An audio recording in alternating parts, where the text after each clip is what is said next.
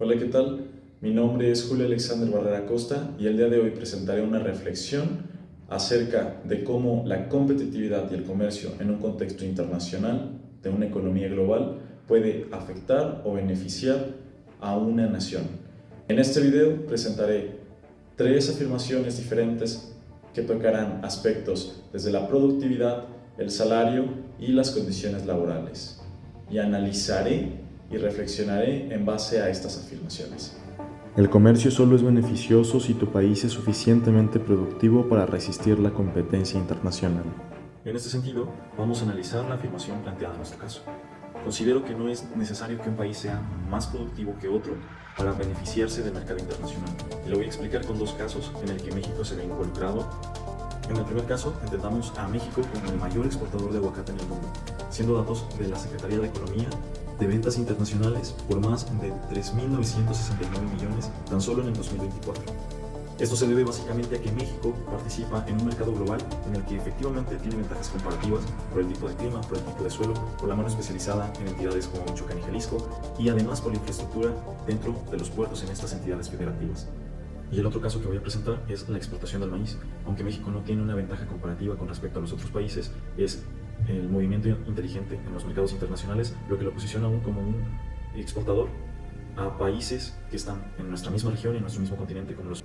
Por eso no considero que el comercio solamente sea beneficioso si un país es el mayor productor de algo, sino que más bien debe de utilizar la inteligencia en la participación del comercio internacional y también aprovechar las ventajas comparativas que tiene con respecto a otros países. La competencia es injusta y perjudica a otros países cuando se basa en salarios bajos.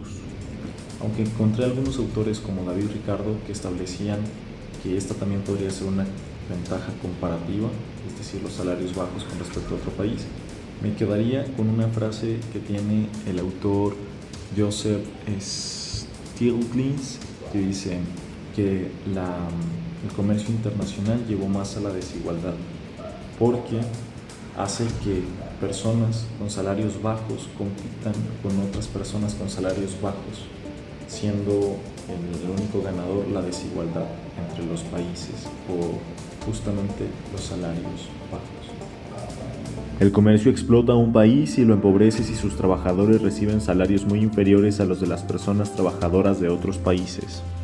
En este tipo de situación se pueden ver un factor de verdad y un factor que no es completamente verdad, y se debe principalmente al tipo de políticas que implemente el país a donde llegan las empresas. Las empresas inicialmente buscan una mano de obra barata para aumentar los beneficios y las utilidades que tienen con respecto a los productos que venden. Vamos a plantear dos ejemplos. El ejemplo de México como productor de automóviles de empresas internacionales y el productor que es China.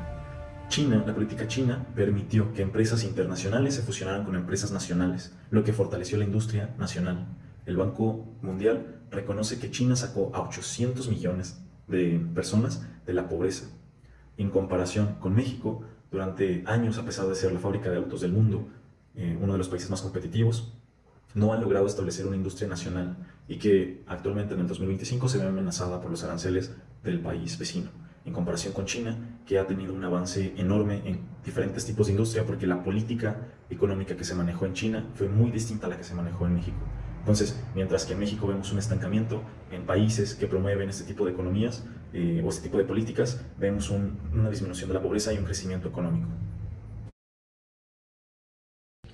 En conclusión, el comercio internacional puede ser una herramienta muy poderosa que puede ser utilizada para mejorar el bienestar de los países, incluso si estos no son altamente productivos, específicamente de algún nicho, siempre y cuando la política interna de cada nación se ajuste buscando el bienestar de los trabajadores y el desarrollo económico o de una industria nacional.